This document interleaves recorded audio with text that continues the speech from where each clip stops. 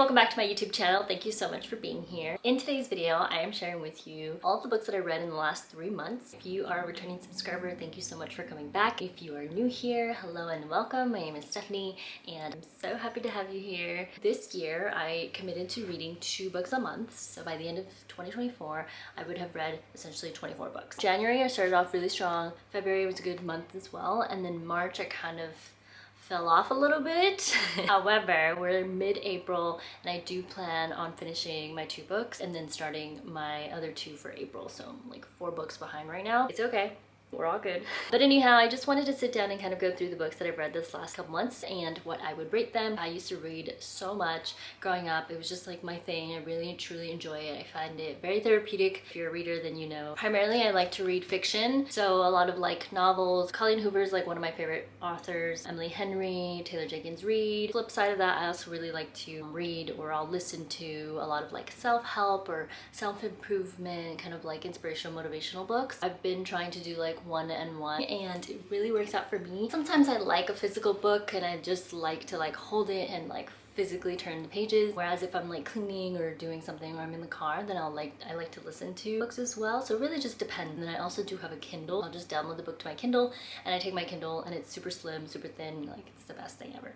So anyway, with all of that said, we're just gonna jump right into the books that I've read for 2024 so far. So the first book that I started reading in January is Too Late by Colleen Hoover. This book, I rated it a 4 out of 5 just because I felt like it was very, and I'm gonna say this, Colleen Hoover herself has said that this book was different than her other typical books. Normally she's talking about love and like tragedy and it's just like really sad, whereas this book was supposed to be more of like a thriller. I feel like she's openly said like this is a different book to her normal style of writing and I can agree. I don't know, it just wasn't my favorite of hers and I felt like it was a little toxic. I'm gonna go through the books but I don't want to like spoil them for anybody, so I'm just gonna say that there's this girl trying to get out of a really toxic relationship and she finds a way to get out. I also just felt like 2 of the main characters quickly fell in love. It was very like cringe at times. I was just like, really? I don't know, as a reader I was reading this and I was just, it was like suffocating, you know? I don't know. Do with that what you will, but I rated this a 4 out of 5. I still do love Colleen Hoover. I've read many of her books and they're all really great, but this one for me was just not one of my favorites. Okay, and the next book I actually listened to, so I have it on my Audible, and it's called How to Know a Person by David Brooks. I rated this a 4 out of 5 just because the book itself had like a lot of research. Like it was based on a lot of research, which is not bad. It means it's like factual, but it was very like citation after citation after citation. I just felt like I was reading a textbook in college and it just was not like my vibe. I just didn't expect the book to be this way. It was a lot of information nonetheless, but I just felt like, or it was a lot of like good information, but I just felt like too many research examples to like prove this point. And there were like 2 chapters specifically, 10 and 11, that I enjoyed the most. It was talking about empathy and like how to be a good friend. How do I explain it? It was like how to be a good friend in a way of like empathizing and then like responding to certain cues. I don't know. I don't want to like go too much into it, but I did feel like this book fell a little short for me. It wasn't really what I was expecting. Anyhow, those are the 2 books that I read for January of this year. Too Late by Colleen Hoover and How to Know a Person by David Brooks. Okay, so February I read Book Lovers by Emily Henry. I read this on my Kindle, but I rated this one a 5 out of 5 because it was so good. It gave like Hallmark vibes, which just stay with me for a second. Hallmark is just such a great job at like making you feel good. Obviously you know that the girl moves into a small town, she's a businesswoman, and then she like runs into the guy that owns this like small little hotel. It's like family owned, bed and breakfast, and then like they fall in love and she stays in that city. Everybody knows that. We all know that. That is not a spoiler. But this book was just so cute in the way that like it was kind of like that, but there was like a twist to it, so I'm gonna leave it at that. I just felt like it was cute, it was funny, it was witty, it kept me entertained the whole time, and I don't know, I just loved it. Book Lovers by Emily Henry, 5 out of 5. And then the Audible that I listened to was No Excuses by Brian Tracy. Now this book, you guys, if you take any of these books and you decided to read one, this is the one you should read. No Excuses. It's the power of self-discipline, and I kid you not, I felt like I wanted to like get out and like just do all the things. I felt like I could just take on the world. It was so weird. So this book was broken down into chapters, but it was always like self-discipline and something else. The self-discipline was always attached to something. So it was like self-discipline and time management, or self-discipline and personal relationships. So I don't know, it was really good. You didn't have to listen to it in order to like fully understand the overall concept of the book.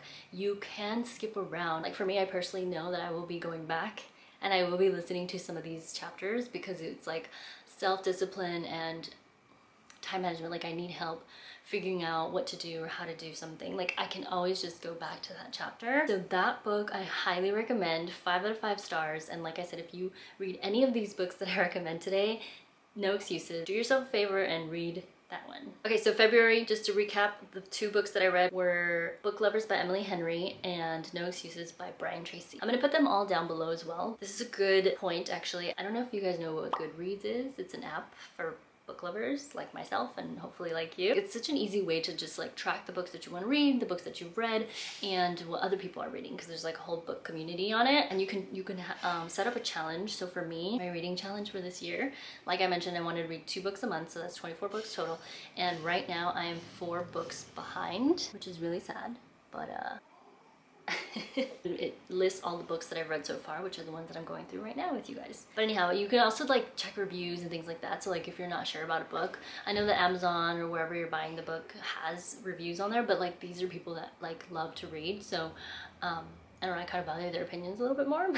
Okay, so now moving into March, and like I said earlier in the video, I kind of fell off a little bit March, I'm not gonna lie. March has been a really slow reading month for me, and actually we're now in April, so I'm a little behind, like I said, but it's okay. So the book that I started to read was I'm Not Your Perfect Mexican Daughter, and this was a book that was gifted to me by my aunt, or my godmother. I remember adding this book like several years ago to like my wish list on Amazon, and for some reason she had a copy, and I kind of forget the details, but anyhow, somehow it's made its way to me, and I started reading it this month or last month of March, because I just felt like curiosity about whether or not some of the things in here are relatable to me. Like when I grew up, you know, our culture and being a female, and there were a lot of like double standards, and if you are a fellow Latina, then you can agree that like some things just didn't make sense. But I felt like maybe reading this book I could relate to, or at least understand and know that there were other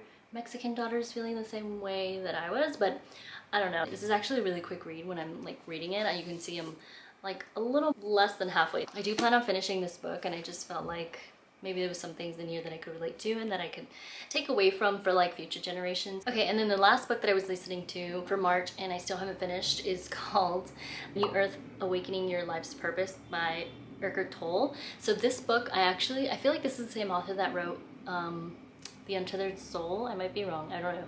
But I love that book, so I figured I would give this one a try. And to be honest, you guys, I'm just gonna be honest right now. The first 2 chapters were like dead to me. I was just like, this is so boring, like what are we talking about?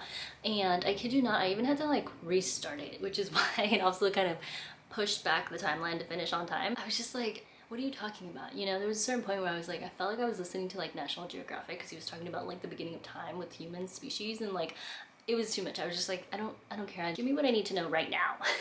As it went on and I continued to listen, chapter 3 on hooked me. Like I was like, okay, this now I can relate to and make sense, and certain things that I do that I felt like it was calling me out on, and I was like, okay, now I get it. It was like 4 hours that I was listening to it straight nonstop, and it was just so good. I still have, like I said, I haven't finished, but I will. It looks like why does it say 4.5 and then it says 3 hours and 45 minutes. 3 to 4 hours I still have left of this book, so I'm gonna finish listening to this. I'm committed to doing it this week, and this one as well.